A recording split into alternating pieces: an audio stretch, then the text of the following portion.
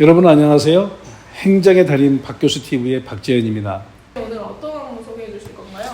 오늘은 우리가 한번 소개했던 영상 중에 국가유공자 등록이 있었잖아요. 그 영상을 보시고 좀 더 자세한 안내를 원하는 전화가 꽤 많았습니다. 그래서 오늘은 그 절차 중에서 요건 비해당 결정은 이미 했으니까 그건 생략하고 요건 해당 결정을 받은 다음에 신체 검사를 받았는데 등급 미달 결정을 받은 이 부분에 대해서 제가 소개를 할까 합니다. 일단 요건 해당 결정을 이제 받고 나면은 몇 년, 몇 월, 며칠, 몇 시에 어느 보건병원 신체검사장으로 신체검사 받으러 오세요. 이게 문자 메시지가 오거든요. 뭐 그런 곳에 가까이 계시면 그나마 다행인데 그렇지 않으면 이제 2시간 이상씩 이동해가지고 신체검사를 받아야 될 그런 경우가 허다합니다. 근데 신체검사 받고 오신 분들의 많은 분들이 아쉬움을 토로하는 부분이 뭐냐면은 신체검사 받으러 몇 시간을 갔는데 근육안이 불과 10초, 1분 이렇게밖에 안 하더라. 이런 것에 대해서 불만을 토로한 분이 굉장히 많더라고요. 왜냐하면은 병철한 것이 지금 이제 변경된 구분표에 따르면 중등도, 경미한 정도 이렇게 돼 있거든요.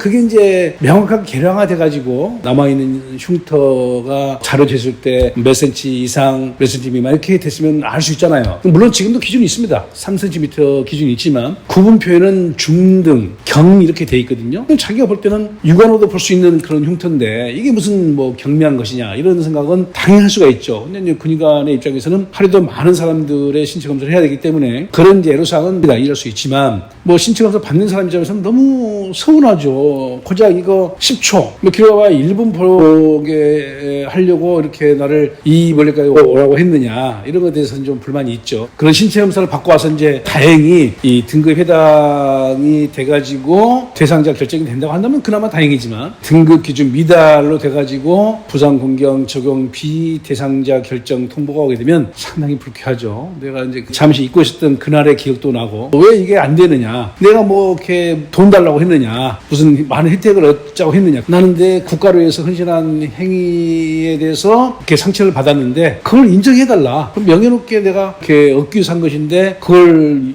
신체검사 해가지고 등급 미달로 안 해준다? 일단 대상자로만 인정해주고 등급 미해당으로 적용 비대상자로 한다는 것이 너무 서운한 것이죠. 그래서 그에 대한 불만을 많이 갖는 경우가 있습니다. 상위 등급 부분 신체 검사 결과에 이의가 있을 때 불복 절차는 어떻게 되나요? 이 적용 비대상자 결정 통보에도 그런 내용이 있는데 많은 분들이 이제 일단 화가 나죠. 그래서 잘 안 읽어보십니다. 뭐 한 며칠 지나다가 다시 이제 보는 경우도 있지만 그렇지 않고 그것도 버려버린 경우도 있어요. 근데 거기 이제 보게 되면 재신체 검사를 신청할 수가 있고 또 재확인 신체 검사를 할 수 있는 경우가 있는데 이 재신체 검사의 신청은 비대상자 결정 통지서를 받은 날로부터 60일 이내에 신청할 수 있게 되어 있습니다. 그럼 다시 또 이제 신체 검사 일정이 잡혀가지고 또 몇 년, 몇 월, 며칠, 몇 시에 어디로 와라. 또 이제 문자 메시지가 오겠죠. 그러면 또 이제 그 정해진 날짜에 신체 검사장 가서 또 신체 검사를 다시 받는 경우가 있고, 그렇지 않고 또 이제 잊고 있다가 포기하고 있다가 또 한 2년 정도 과정에서 자기가 받은 상해에 대한 어떤 통증이 더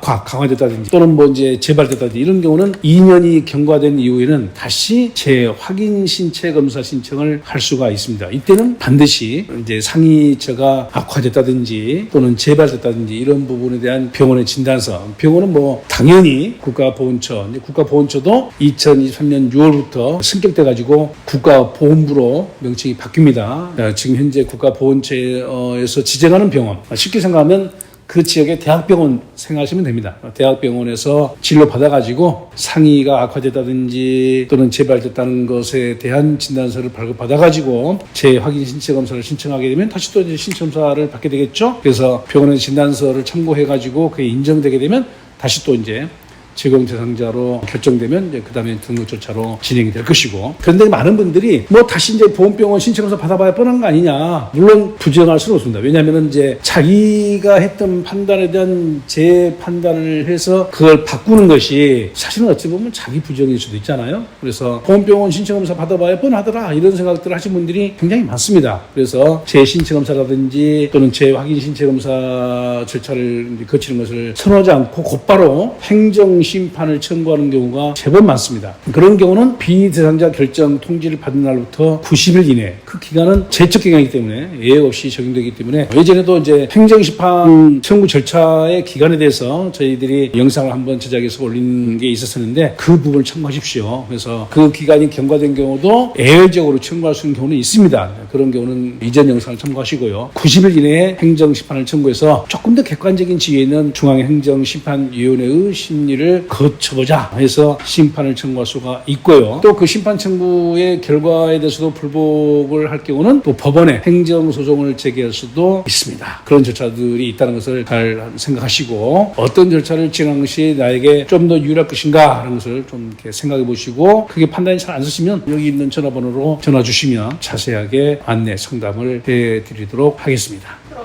비대상자 결정에 대한 이의제기 효과는 뭘까요? 이의제기 해가지고 비대상자가 대상자 결정이 나오게 되면 당연히 이제 유공자로 등록이 되겠죠. 또는 보훈대상자로 등록이 되게 되면 예우라고 그러죠. 우리가 흔히 말하는 혜택들의 종류가 꽤 많습니다. 대상자 결정이 안 되더라도 상해에 대한 질병 치료, 이건 이제 전국에 있는 보험병원에 다 등록이 되기 때문에 보험 번호가 있잖아요. 그 번호만 알고 신분증 가지고 가게 되면 그 부분에 대한 치료는 가능합니다. 물론 이제 그 뭐 비용이 다 혜택이 되는 건 아니고 일부 본인 부담도 일부 있긴 있지만 그런 병원 치료 혜택은 있고, 만약에 이제 대상자 결정이 돼가지고 등록하게 되면 여러분들이 생각한 것보다 훨씬 다양한, 훨씬 많은 혜택, 예우가 따르게 된다. 근데 이제 대상자 결정이 되잖아요. 그 혜택은 소급해서 이전에 최초에 신청했던 날로 소급해서 그 신청일로부터 결정까지 1년이다? 1년 앞으로 거슬러 올라가가지고 그때부터 혜택이 다 나오게 됩니다.